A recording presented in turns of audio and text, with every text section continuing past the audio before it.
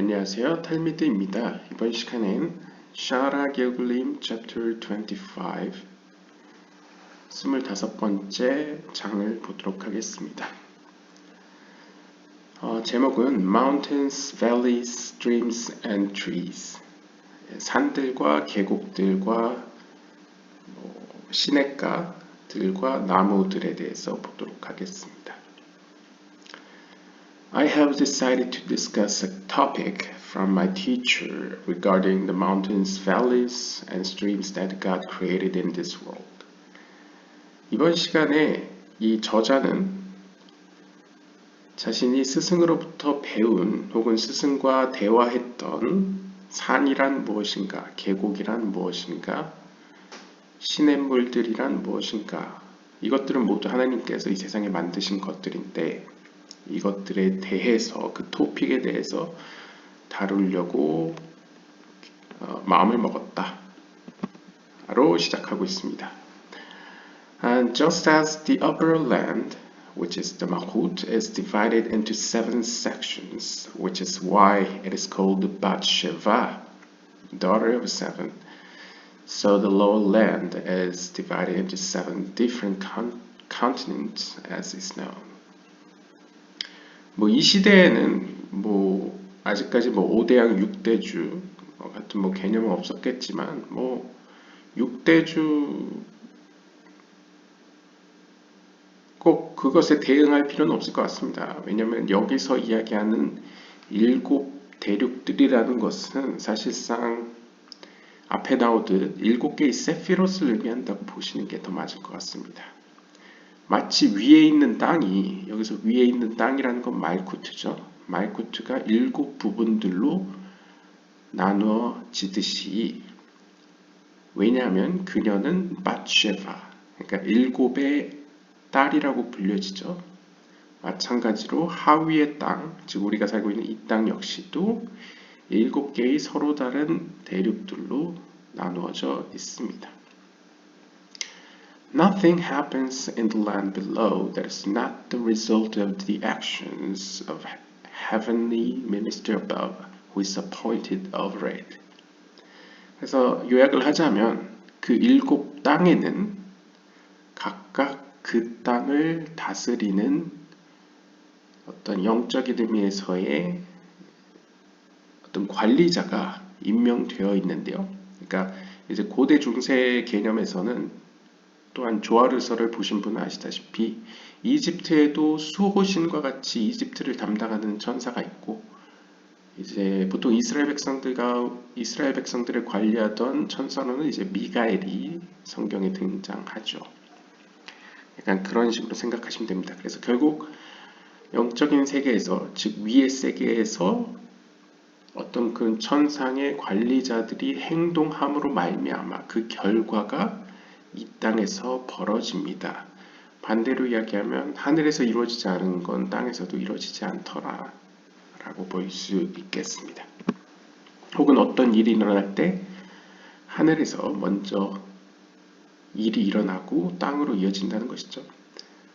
Thus, each of the large mountains and hills of the land have ministers assigned to them.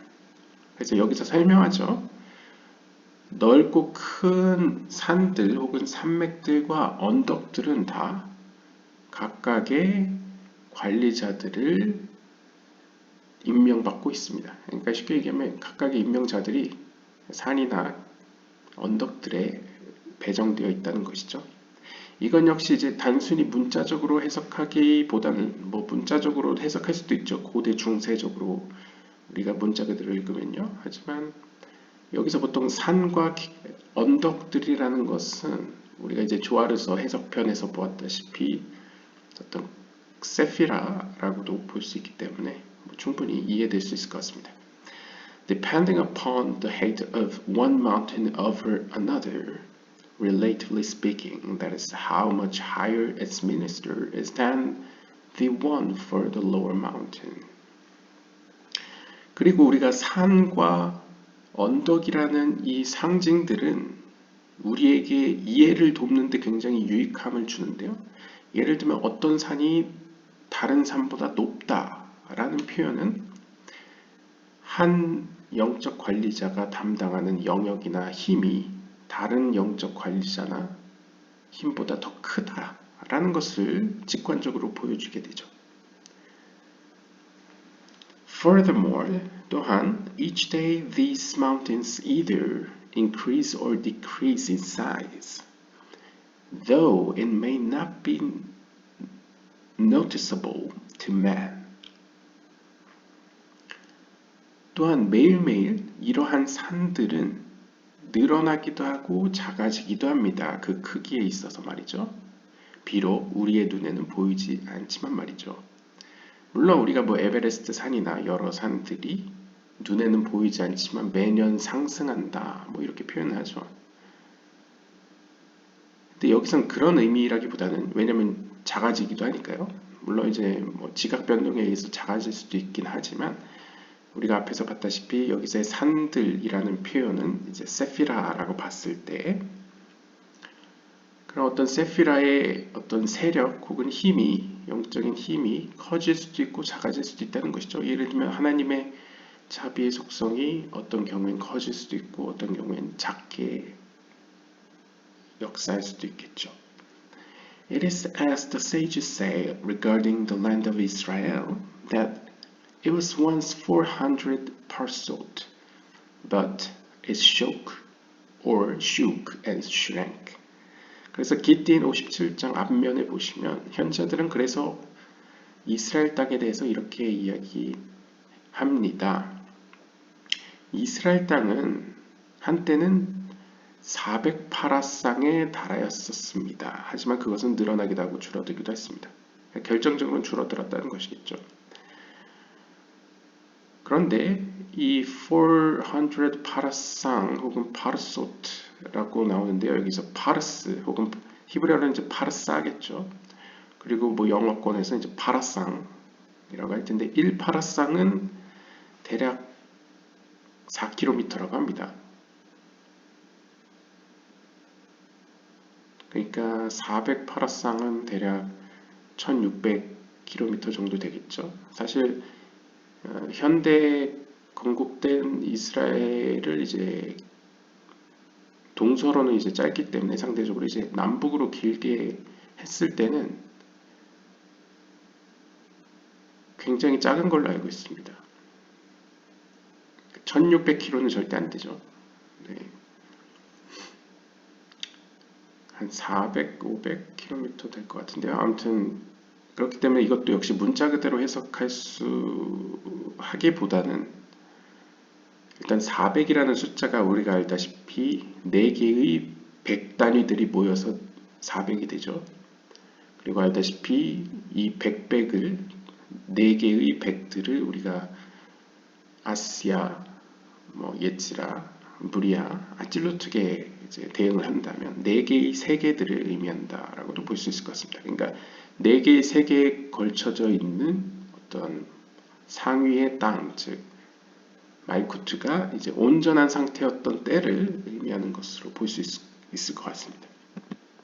근데 이제 부리아 세계로 내려오면서 작아졌다고 표현할 수 있겠죠.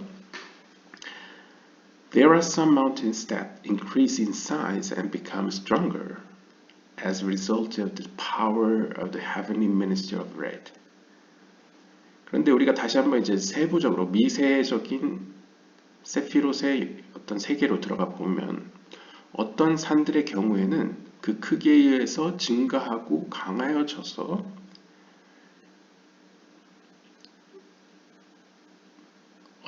한 그 세피라 혹은 그 힘이 다른 힘을 압도하는 경우가 있더라. 그러면 왜 그럴까? 원인을 찾아봤더니 그것은 바로 하늘에 있는 그 담당 관리자가 다른 관리자보다 더 강하여서 그 결과적으로 그렇게 되었다. 이렇게 설명을 하는데요. 앞에서 이야기했다시피 산이라는 것은 어떻게 보면 어떤 영적인 관리자들이 배정받는 어떤 자신들의 어떤 조그만 나라 혹은 조그만 어떤 영적인 왕권이 미치는 자기네들의 어떤 주권이 미치는 어떤 혹은 부여받은 영역이라고 할 수 있겠죠. 과거 중세시대의 어떤 영주와 같은 개념으로요. 따라서 산이 드러난다, 강하여진다라는 의미는 결국 그 산을 담당받은 영적인 그 세력이 커졌다, 남들보다 강하다라고 표현할 수 있겠습니다. 그래서 우리가 이제 고대 중세에 보면 신들의 전쟁이라고 표현하죠. 물론 유대교적이나 기독교적으로 보면 거기서 신들이라는 건 이제 유일신을 제외한 하위의 신들 혹은 뭐 유일신 아래에 있는 어떤 천사들로 표현하기도 하고, 실제로 조아르서를 보시면 이집트 군대와 이제 이스라엘 백성들이 대적하는 시간이 다가오기 전에 먼저 영적인 세계에서 모세를 중심으로 한 어떤 하나님의 세력과 이집트의 담당자 혹은 관리자인 어떤 담당받은 천사가 서로 이제 대치하고 결국엔 그 담당자가 하나님에 의해서 어떻게 보면 해고되죠. 그러면서 영적인 세계에서 이미 하나님이 승리를 하고 그 다음에 시간차를 두고 이제 이집트 군대가 이제 이스라엘 사람들에게 이제 패배하는 사건으로 이어지는 장면이 이제 홍해 사건으로 혹은 이제 어떤 불회오리 같은 사건으로 이루어진다고 볼 수 있겠습니다. Sometimes the heavenly minister is eliminated, and so the mountain to which it was assigned will also disappear by joining to another mountain to which it is attached. 자, 요약을 하면요. 때로는 하늘의 그 관리자가 사라지는 경우도 있습니다. 그러니까 아까 제가 예를 든 것처럼 하나님께서 이제 이집트를 관리하던 천사를 해고한 거죠. 그 관리자를, 영적인 관리자를요. 그거 마치 이제 eliminated, 제거된 것이라고 표현할 수 있겠죠. 그리고 또 어떤 경우에는 그렇게 관리자가 없어지면 어떤 일이 발생하느냐, 그 산에는 주인이 없어지는 거지 않습니까? 그래서 옆에 근처에 있는 산의 관리자에게로 귀속됩니다. 그러니까 우리가 예를 들면 어떤 주인이 사라진 공토가 돼버리면 주변에 강한 어떤 영주가 그것을 먹게 되죠. 약간 혹은 관리하게 되죠. 약간 그런 것이라고 볼 수 있을 것 같습니다. It will then no longer be recognizable on its own. 그렇게 되면 결국 no longer be recognizable. 어떻게 보면 본래 그 땅이 가지고 있던 혹은 그 관리자가 보여주던 어떠한 특징이나 이런 걸 더 이상 볼 수가 없다는 것이죠. 그러니까 쉽게 이야기하면 우리가 고대 중세인들의 사고를 보면 국가와 국가 간의 전쟁은 사실 신들의 전쟁이죠. 자신들이 믿는 신과 상대가 믿는 신들의 전쟁이라고 볼 수 있겠죠. 결국 패배하게 되면 한쪽은 멸망하기 때문에 그걸 어떤 이런 식의 비유로 본다면 더 이상 그들의 자취를 살펴볼 수 없게 된다라는 점에서 no longer, 더 이상은 이제 인식되어지지 않는다라고 표현할 수 있을 것 같습니다. Sometimes they remove part of his rulership from him and divide his dominion, giving half to another minister. 자, 때로는 이러한 영적인 세력들이 자신의 어떤 자치권 혹은 통치권을 나누는 경우가 있습니다. 그러면 쉽게 얘기하면 뭐 지금 떠오르는 이제 비유로는요. 뭐 예를 들면 통일 왕국이었던 솔로몬 왕조 때까지 이제 통일 왕국이었던 이스라엘이 이제 북쪽의 이스라엘과 남쪽의 유다 땅으로 나눠지는 것, 혹은 뭐 기독교 예수님 시대 때에 헤롯 대왕이 다스리던 땅이 여러 정치적 이유로 해가지고 네 개의 분봉왕으로 이제 나눠지게 되죠. 나중에는 한쪽은 이제 총독권으로 넘어가기도 하는데요. 약간 그런 뉘앙스로 볼 수 있을 것 같습니다. 결국 어떤 통치권이 다른 다른 관리자에게 넘어가는 것일 수 있겠죠. 마치 어떤 봉건 영주의 어떤 통치권이 이제 로마 총독, 어떤 집권 체계 하로 내려가는 것처럼요. The result is a split in the mountain itself. 자, 그렇게 되면 어떻게 됩니까? 결과적으로 산들이 나누어지게 됩니다. 이건 쉽게 이해할 수 있죠. 통치자들끼리 뭔가 정치적으로 무슨 원인이 발생하면 그에 따라서 통치자들이 서로 맺은 조약과 협약에 의해서 혹은 맹약 혹은 강제 조약에 의해서 땅들이 분할되죠. 그건 뭐 2차 세계대전이나 뭐 이런 때에 아프리카나 여러 곳에서 이제 식민 통치 1차, 2차 때, 2차 세계대전 때 이제 통치의 어떤 그런 여러 가지 영향 때문에 땅이 분할이 되죠. 결국 위정자들 혹은 위의 정치인들에 의해서 혹은 어떤 군인들과 어떤 국가 대 국가 간의 협약에 의해서 땅이 나눠진다. 이렇게 이해할 수 있을 것 같습니다. 결국 이야기하고자 하는 바는 위에서 무슨 일이 결정되면 아래에서 그 일이 실현되어진다. 혹은 영향을 받는다라고 볼 수 있겠습니다. Occasionally, we see large rocks that have been split into two equal halves with no residual rocks to be found. 요약을 하면요. 경우에 따라서 때로는 우리가 우리 주변에서 돌이 정확히 절반으로 갈라져 있는 모습들을 보게 됩니다. 우리나라도 이제 워낙 산이 많다 보니까 산들 보면 이제 정상 근처에 있는 어떤 커다란 돌이 굉장히 자연의 신비 가운데 절반으로 딱 잘라져 있는 경우가 있죠. 그런데 막 균형을 유지하는 경우도 있고, 뭐 절반 거의 가까이 갈라져 있는데 갈라지지 않은 경우도 있고요. 그래서 결국 그러한 여러 가지 돌들의 모습이 그 주변에 있는 일대에 있는 돌들의 모습과는 너무나 확연히 다르다 보니까 결국 찾아볼 수 없는 모습으로 굉장히 인위적으로 쪼개져 있는 바위들을 이 저자들이나 이 독자들이 이 당대에 알고 있었던 것 같습니다. 그래서 이런 비유를 사용한 것 같은데요. 그러니까 이런 거죠.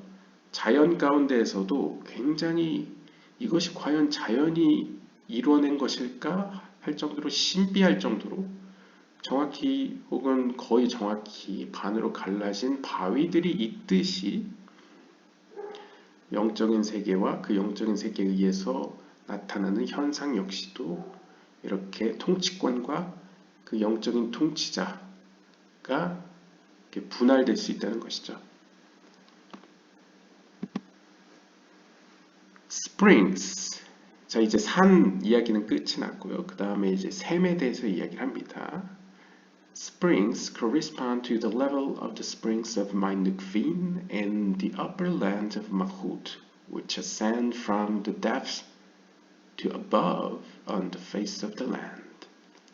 자, 우리가 샘이라는 것을 떠올려 보시면요. 샘은 지하수가 올라오는 것이죠. 물론 그게 표면으로 완전 올라오면 이제 오아시스가 되기도 하는데 보통 샘이라는 것은 어느 정도 인간이 이제 여러 가지 손으로 든 도구를 사용해서 물을 기를 수 있을 정도로 물이 올라오는 걸 이제 우리가 보통 샘이라고 부릅니다.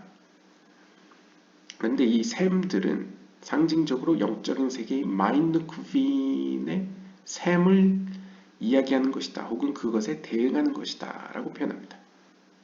자, 마인누크빈이라는 것은 여성적 속성의 물로서 밑에서 위로 올라가는 어떤 빛 혹은 어떤 힘을 우리의 어떤 고대 중세적 언어로 표현한 것이라고 볼 수 있겠습니다. 자, 이런 밑에서 위로 올라가는 이 힘을 가진 어떤 샘, 이것을 우리가 말쿠트 혹은 상위의 땅이라고 표현할 수 있겠죠. 그래서 결국 이 영적인 세계의 마인드크빈, 밑에서 위로 올라가는, 즉 우리가 인간이 지하수를 이렇게 퍼 올리듯이 밑에서 올라오는 이러한 물로 비유되는 빛은 영적인 세계의 깊음으로부터 영적인 세계의 땅이라고 불려지는 말쿠트의 지면으로까지 이제 올라오게 됩니다. 그러니까 결국 이것은 티쿤이라고 볼 수 있겠습니다. 그러니까 말쿠트보다 밑에 있다는 건 사실상 영적인 세계, 그 빛의 세계 입장에서는 어두운 세계에 있는 것들이죠. 그 어두운 세계에 있는 것들을 건져 올린다, 길어 올린다라는 의미이기 때문에 우리가 조아르서의 어떤 이삭이나 아브라함이 이제 우물을 계속 파는 모습처럼 어떤 지혜를 끌어올린다. 그러니까 우리의 입장에서는 지혜를 우리의 눈앞에 계시시킨다, 이렇게 나타나게 만든다라는 것을 볼 수 있겠고, 영적인 세계, 하나님의 관점에서는 이 땅에 있는 영혼 속에 있는 거룩한 빛들을 하나님의 세계로, 즉 말쿠트의 세계로 올린다 라고 표현할 수 있겠습니다. However, 그러나 the rain that falls is the level of my dukhrin, and so you find that there is no spring on the lower land that does not have corresponding light in the upper land.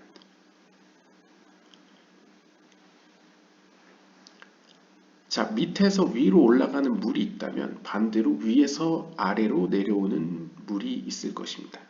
그것을 우리가 비에 대응할 수 있겠습니다. 그러니까 우리가 두 가지 상징을 가지고 영적인 세계를 이해하고 있습니다. 하나는 샘이라는 것인데요. 이 샘이라는 것은 영적인 세계에 있는 밑에서 위로 올라가는 어떤 물의 모습 혹은 빛의 모습을 표현한 것이고요. 그 다음에 비라는 것은 위에서 밑으로, 즉 제이란핀에서 이제 말쿠트로 내려오는 빛의 모습을 우리의 언어로 표현한 것이라고 이해하시면 되겠습니다. 그걸 이제 마인두흐린이라고 하는데요. 그래서 여기서도 우리가 알 수 있듯이 there is no spring on the lower land that does not have a corresponding light in the upper land. 그러니까 이것이 이야기하는 바는 제 개인적으로는 이제 영적인 세계에 밑에서 올라가는 물이 없다면 혹은 위에서 밑으로 내려오는 물이 없다면 제 생각엔 둘 다 맞을 것 같습니다. 그러니까 결국 영적인 세계에서 어떠한 움직임도 없다면 이 땅에서도 어떠한 움직임도 없다는 것이죠. 즉 위에서, 직설적으로 이야기하면 상위의 세계에 샘도 없고 비도 안 내린다면 하위의 세계에는 하물며 샘도 없고 빛도 없지 않겠느냐, 비도 내리지 않겠느냐 하는 것이죠. 결국 위에서 일어난 일이 밑에서도 이루어진다. 기독교에서도 이야기하는 약간 기도 문구처럼 하늘에서와 같이 땅에서도 이러한 의미로 볼 수 있겠습니다. Mainukvin is the upper flow of sparks from Malkut to the Sphirot above, which brings them to unify. 자, 여기서 이제 마이누크빈에 대해서 설명을 해줍니다. 마이누크빈이라는 것은 위로 올라가는 빛의 흐름을 이야기하는 것들인데요. 주로 말쿠트에서 상위의 세피로트들로 올라갑니다. 여기서 이제 말쿠트에서 위로 올라간다고 이야기를 했죠. 저는 말쿠트 밑에서 위로 올라간다고 했고요. 이게 이제 차이죠. 여기서 이야기하는 말쿠트에서 위로 올라가는 건 상위의 세계, upper land라고 볼 수 있겠고요. 제가 이야기하는 건 이제 하위, below land, 밑의 세계에서의 이제 빛의 오름을 이야기한 것이기 때문에 주로 이제 조아르서 같은 거 보시면 이제 의인들이 하는 역할이죠. 의인들이 이제 주변에 있는 어둠 혹은 악인들 안에 있는 어떤 거룩한 빛들을 이제 하나님께 올릴 때 그것이 말쿠트에 가겠고, 그것이 말쿠트에 모여서 말쿠트도 이제 마이누크핀이라는 표현으로 상위에 있는 세피롯, 즉 제이란핀, 더 넘어서는 비나 이마에까지 올라 보내게 되겠죠. 그렇게 되면 결국 1차적으로는 제이란핀과 누크파가 연합이 되겠고, 그 연합은 결국 비나 혹은 이마와 말쿠트가 연합을 하는데 이제 역할을 하게 되겠습니다. It is so represented by the flow of water from the hidden great abyss in the earth to the surface. 자, 이러한 영적인 표현을 이 땅에서 어떻게 하나님께서 우리에게 보여주셨느냐? 카발라 학자들이 보기에는 우리가 우물에서 물을 기를 때 그 물의 흐름은 우리 눈에 보이지 않는 저 깊은 abyss, 어떤 깊음으로부터, 그러니까 우물이 엄청 깊으면 사실 밑에가 거의 보이지 않을 정도지 않습니까? 하지만 그곳에 로프를 내려서 이제 물을 담을 수 있는 그릇을 이제 묶어가지고 밑에 내려 보내면 길어 올릴 때 물이 올라온다는 것이죠. 지표면 위로. Whereas 반면에 마인 두흐린 is that which reciprocally flows downward to bring blessing to the lower worlds.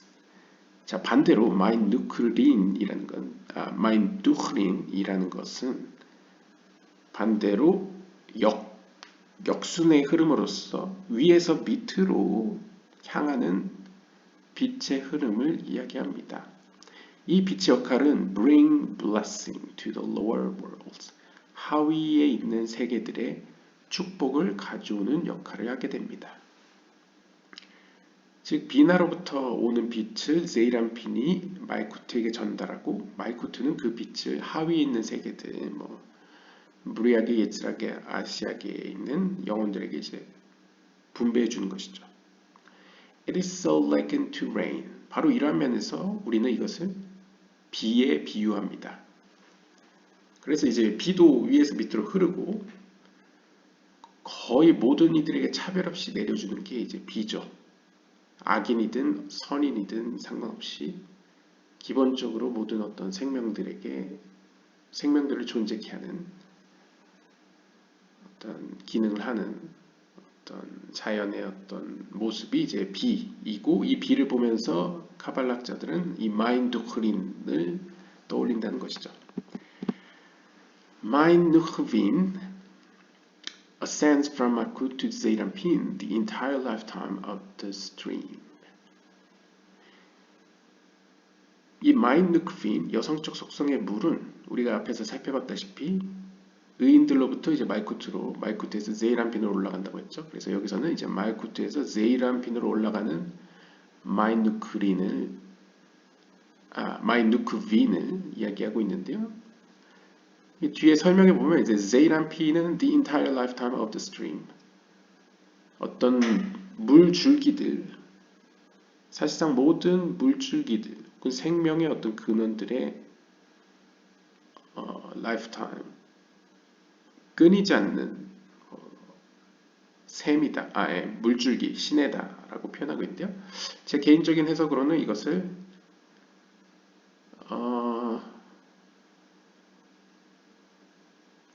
마르지 않는 시내라고 표현하면 괜찮을 것 같습니다.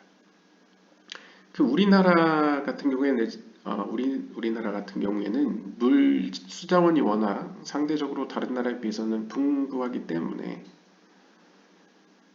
우리가 흔히 마르지 않는 계곡물에 대해서 떠오르기 쉽죠. 여름날 피서가는 산들과 산 사이에 있는 어떤 계곡물이나 아니면 한강도 있고 커다란 큰 강들도 있고 시골에 있는 강들도 사실 환경오염이나 여러 개발들에 의해서 상처를 입지 않은 경우에는 계속 흐르죠. 웬만하면. 그러한 강들을 자주 접해서 그렇기는 한데, 우리가 한국에도 몇 군데 이제 제주도나 이런 곳들에 보면 이제 건천이라고 부르는 것들이 있죠. 비가 내릴 때만 잠깐 강이 되었다가 비가 내리지 않으면 물이 흐르지 않고 마른 땅이 되어버리는 그런 강들이 있습니다. 이스라엘에 오시면 그런 강들은 더 많죠. 사실 이스라엘에는 상시 흐르는 강은 가장 유명한 강은 이제 요단강 혹은 요르단강이 있겠고요. 그 외에 광야, 흔히 이야기하는 유대 광야 이런 곳들의 강들은 사실 건천에 가깝죠. 우기 때 비가 많이 내리면 순간적으로 급류에 의해서 강이 되었다가 평상시 건기에는 그냥 마른 땅과 다름이 없는 그런 땅들이 존재합니다. 그런데 이 제이란핀이라는 것은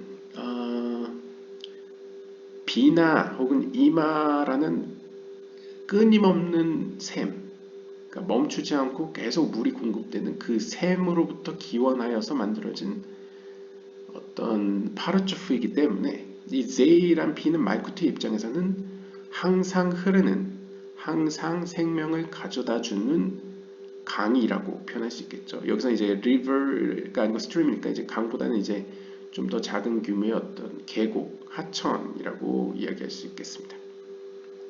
즉 마이누크핀, 즉 어떻게 보면 말쿠트로부터 올라오는 어떤 샘에서 길러오른 물이 비록 작지만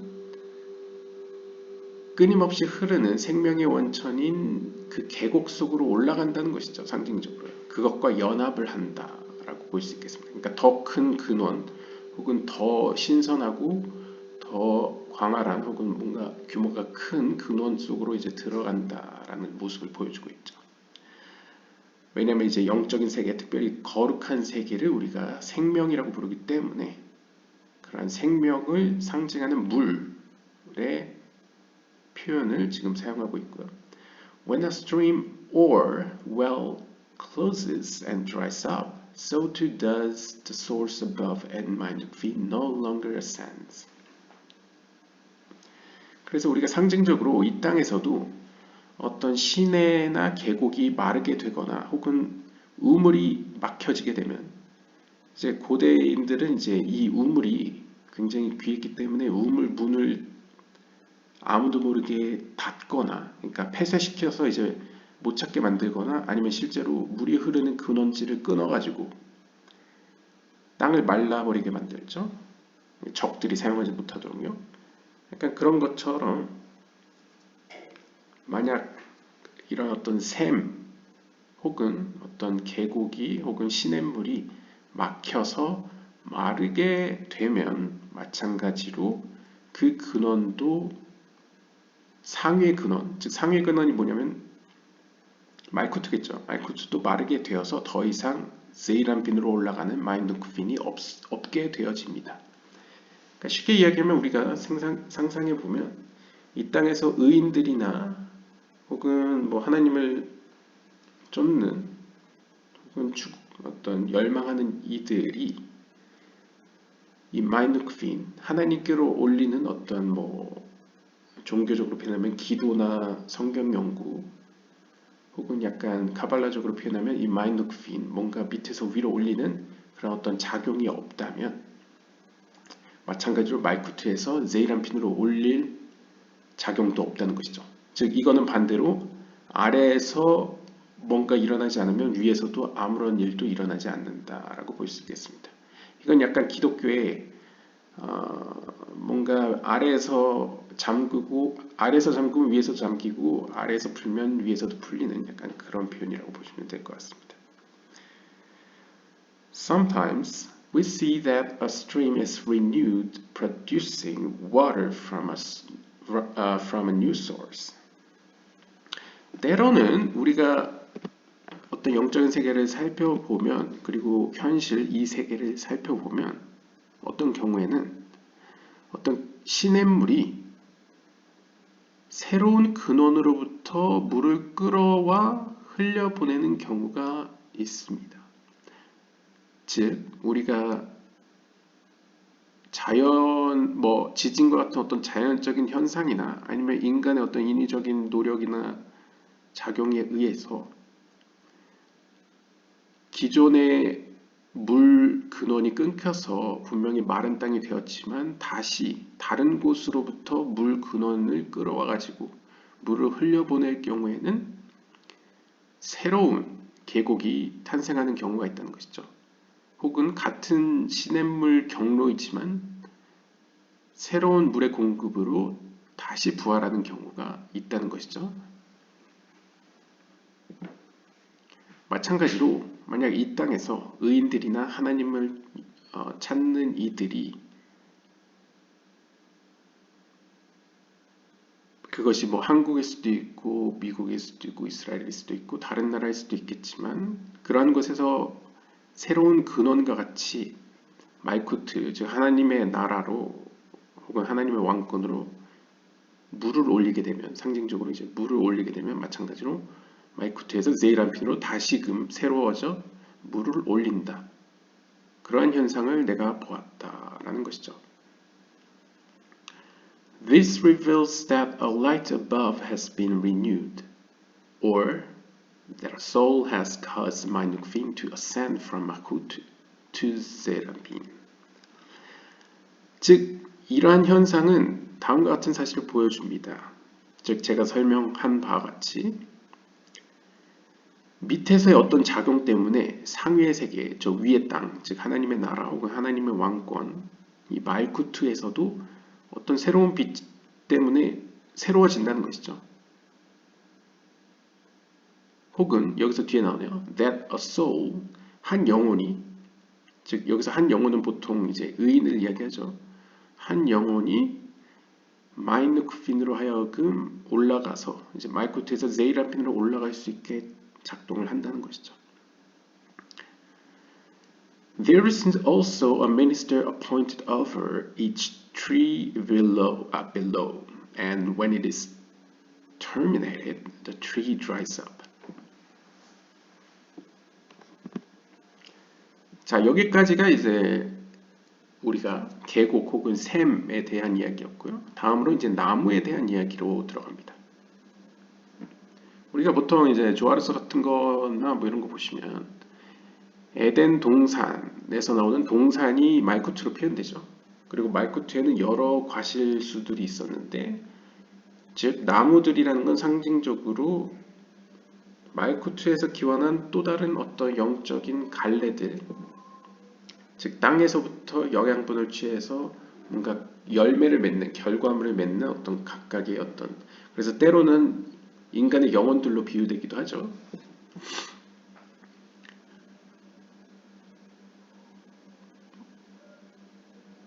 그래서 크게는 어떻게 보면 나무라는 것은 큰 의미에서는 민족이나 어떤 나라를 상징할 수도 있고요. 왜냐하면 성경에 보시면 구약에서나 신약에서도 이스라엘 민족을 나무, 하나의 나무로 비유하기도 하죠. 신약에서는 아마 뭐 교회를 나무에 비유할 수도 있을 것 같고요. 아니면 예수님을 뭐 분모로 하는 어떤 공동체를 나무에 비유할 수도 있겠고요.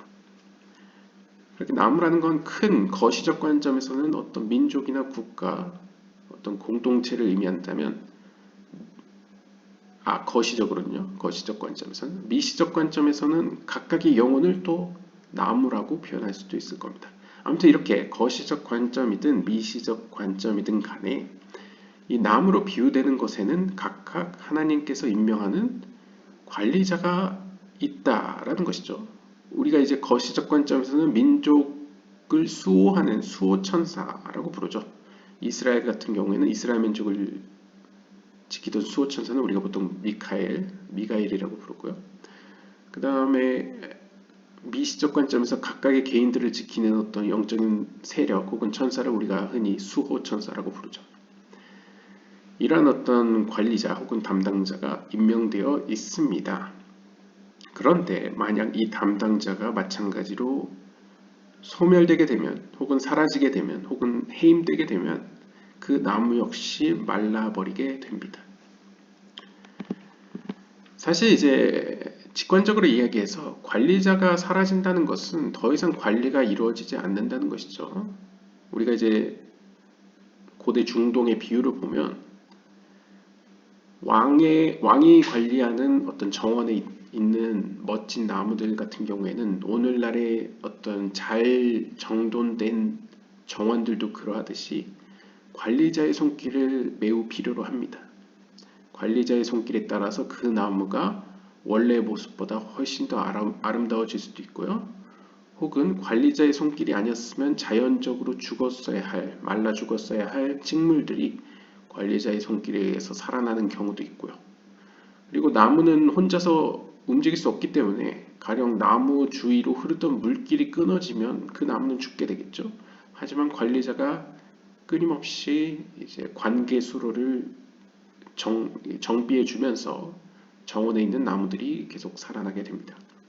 그러한 표현이 이제 뭐 메소포타미아나 이제 고대 중동 배경사 같은 데서 나오죠. 어떤 인위적으로 이제 정돈된, 특히 메소포타미아 같은 건조한, 뭐 지금보단 덜 건조했겠지만 상대적으로 건조한 지역에서는 공중 정원처럼 어떻게 보면 인위적으로 만드는 정원도 있었기 때문에 어떤 정원사 관리자가 없을 경우에는 그 나무가 거의 죽거나 매우 약해진다라고 볼 수 있겠습니다.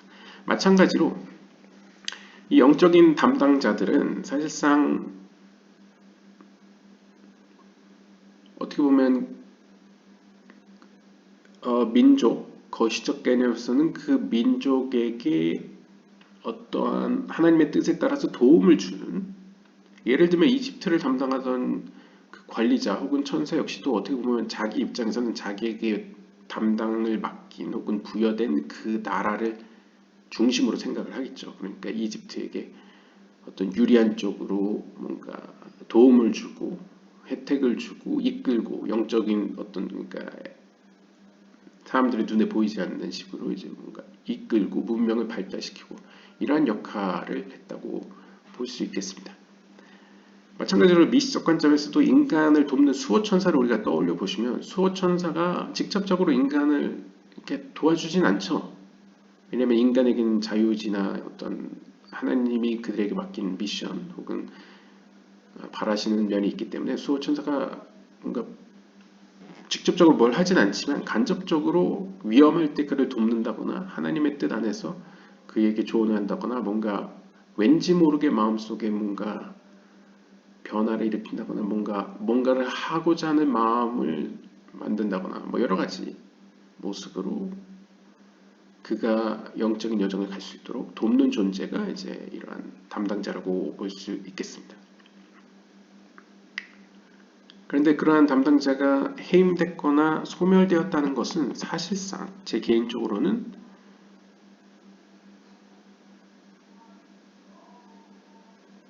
가령 예를 들면 이집트인들이 모두 세속화되어 가지고, 그러니까 상징적으로요, 고대 이집트인들이 만약에 더 이상 이집트 신들을 믿지 않게 되었다, 혹은 이제 뭐 이집트 신까지는 아니어도 뭐 뭔가 영적인 존재에 대한 어떤 관심이 없어졌다.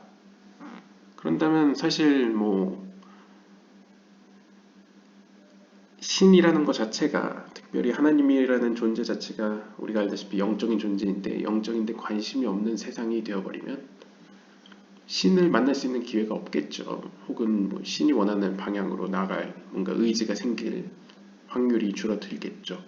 마찬가지로 이 수호천사가 인간을 도우려고 해도 그 인간 스스로가 뭔가 그쪽에 관심이 없다거나 혹은 다른 일로 너무나 바쁠 경우에 자신의 어떤 영적 갈급함을 채우는 데 신경을 못 쓸 경우에는 결국 우리가 좀 더 깊은 의미에서의 이전 영상이나 이제 카발라를 보시면 이 말쿠트라는 곳이 사실상 빛을 끌어오는 기관이지 않습니까?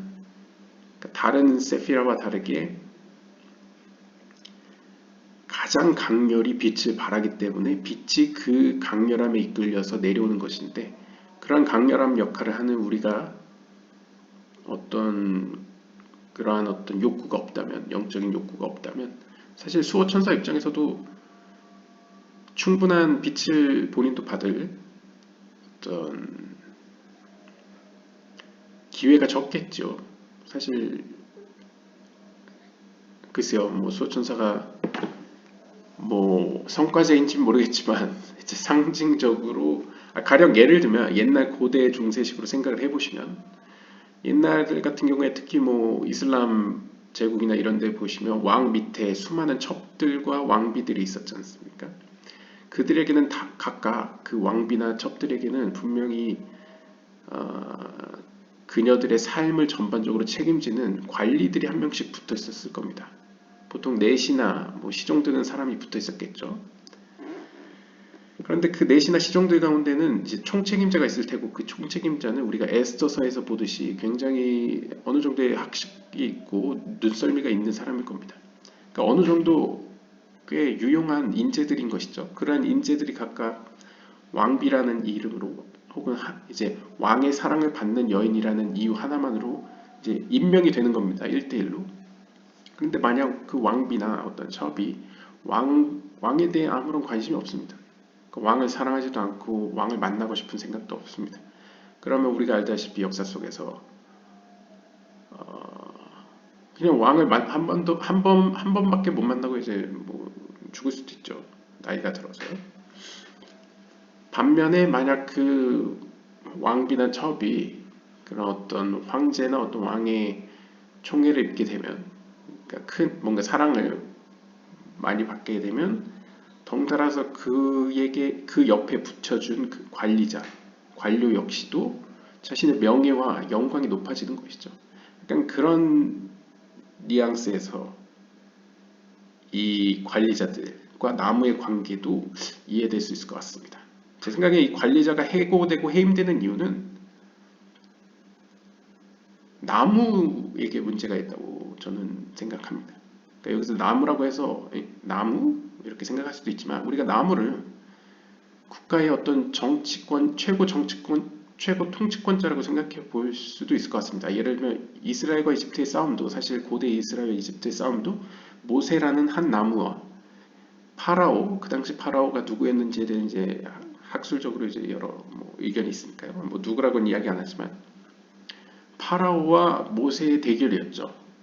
신들의 대결로 보면 이제 이스라엘의 신과 이제 이집트의 신 혹은 이집트를 담당하는 관리자 간의 어떤 싸움이라고 볼 수 있는데 결국 그 파라오의 선택에 의해서 그러니까 파라오가 마음을 갑자기 막판에 굳게 먹고 쫓아가죠. 안 쫓아갈 수도 있는데 쫓아갑니다. 그래서 결국 홍해 사건 때 많은 병력을 잃게 되죠. 우리가 이집트 왕자 이런 만화를 보시면요. 그것처럼 어떻게 보면 나무에 해당되는 보통 그 민족을 대표하는 혹은 최고 통치권자의 어떤 선택에 의해서 그러한 관리자가 해임되거나 사라지는 것 같습니다. 여기까지만 하고요. 자, 이어서 읽어보면 Not only this, 이뿐만이 아니라 But every time a leaf falls from the tree, the minister above is accordingly weakened. 자, 이뿐만 아니라 우리가 나무의 상태를 볼 수 있는 방법이 여러 가지가 있지만 가장 단순하고 쉬운 방법 중에 하나가 나무에서 이파리의 상태를 보는 것이죠. 사실 이파리가 기형적으로 자란다거나 이파리에 뭔가 갉아먹은 흔적들이 있으면 우리가 그걸 보고 아 이게 기생충 혹은 나무에 어떤 병충해가 입었구나 이런 걸 확인할 수 있죠. 근데 이파리가 아예 떨어져 버린다. 그러면 이 정원사 관리사한테는 겨울도 아닌데 이파리가 떨어지면 이건 좀 큰 문제죠. 왜냐하면 나무가 사실상 이파리를 통해서 영양분을 만들고 호흡을 하기 때문에 그런 경우에는 긴급 조치가 필요하겠죠. 따라서 마찬가지로 영적인 세계에서도 이 이파리에 해당되는 것이 떨어질 때마다 나무에서 떨어질 때마다 영적인 세계에 있는 그 관리자 역시도 그에 따라 약해집니다. 이것도 우리가 쉽게 비유로 하자면 우리가 나무 자체를 어떤 민족이나 혹은 개인으로 쳤을 때 이 이파리라는 어떤 작은 부분이지만 어떤 작은 부분이 변화가 일어나거나 무슨 문제가 생겼을 때에 그 여파가 혹은 그러한 어떤 현상이 결국 영적인 세계의 어떤 관리자에게도 똑같이 영향을 끼쳐 관리자의 어떤 세력이나 힘이나 어떤 지배력이 혹은 어떤 도울 수 있는 역량이 떨어진다는 것이죠. From what we have just written, you will be able to understand many wondrous things. 우리가 지금까지 기록한 것들을 통해서 여러분들은 더 많은 놀라운 것들을 이해하실 수 있을 것입니다. 그러니까 이러한 여러 비유들, 이런 것과 같은 나무, 계곡, 산과 같은 여러 가지 비유로 이야기한 것들을 여러분들이 읽어보시면 더 놀라운 것들을 발견할 수 있을 것이다 라고 정리를 하고 있습니다. 주석을 보시면요. This revelation prompts the awareness to a whole new perspective on reality. 자, 지금까지 우리가 살펴본 이러한 어떤 표현들, 설명들은 결국 우리의 인식이 우리가 바라보는 이 현실을 어떻게 이해해야 하는가, 어떻게 바라봐야 하는가에 대해서 뭔가 각성시킵니다. 그러니까 뭔가 작용을 한다는 거죠. 그러니까 우리가 지금까지는 이 오감이라고 표현하죠. 시각, 청각, 후각, 미각, 촉각 이런 것들을 통해서 현실을 받아들이고 현실을 규정하였습니다. 하지만 카발라학자들이 이야기하는 현실은 사실상 하시디즘이 이야기하듯이 정반대죠.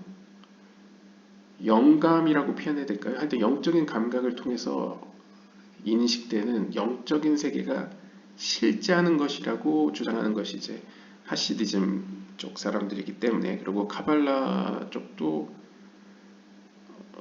거기에 동의하는 것 같습니다. 제 개인적으로는. 하지만 이제 카발라 쪽은 좀 더 이제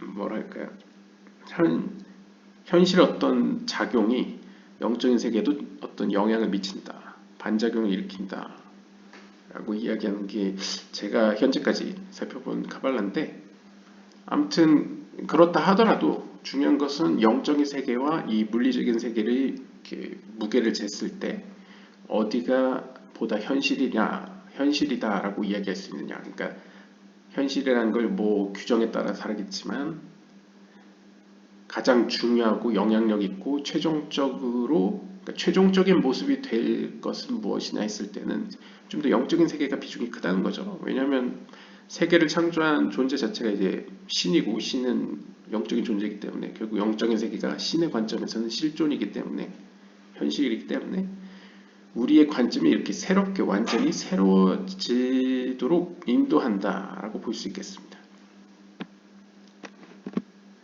즉, everything that happens before our eyes is the result of and actually a lower expression of what happens above. 즉, 무슨 말이냐면 우리 눈앞에 일어나는 모든 일들은 실상은 영적인 세계, 즉 상위에 있는 하나님의 어떤 세계에서 일어난 일이 현상적으로 일어난 것이 이 하위의 세계라는 것이죠. 그렇기 때문에 상위의 세계가, 즉 영적인 세계가 실제라는 관점으로 우리가 접근해 볼 수 있다는 것이죠. 그래서 우리가 뭐 랍비 관련된 혹은 어떤 카발라 관련된 이야기나 어떤 사례들을 보면 어떤 의인들이 죽어가는 사람을 살리기 위해서 하는 행위들이 우리가 볼 때는 물리적인 행위들인데, 사실상 그 물리적인 행위들이 갖는 의의가, 그 의미가 영적인 세계에 무언가를 작용시키는 행동들입니다. 나중에 알고 보면요. 그래서 영적인 세계에서 뭔가를 작용을 일으켜서 반작용으로서 그 사람이 죽지 않고 살아나는 방향으로 흐르게 되고, 그 결과가 다시 이 우리가 사는 이 물리적인 세계로 현상적으로 나타남으로써 그 사람이 죽지 않고 살아있는 것을 우리가 확인하게 되는 것이죠. 약간 그러한 접근으로 우리가 새롭게 인식할 수 있게 될 것입니다. Is so being, one can expand their operational mode to new vistas. 좀 의역을 하면요.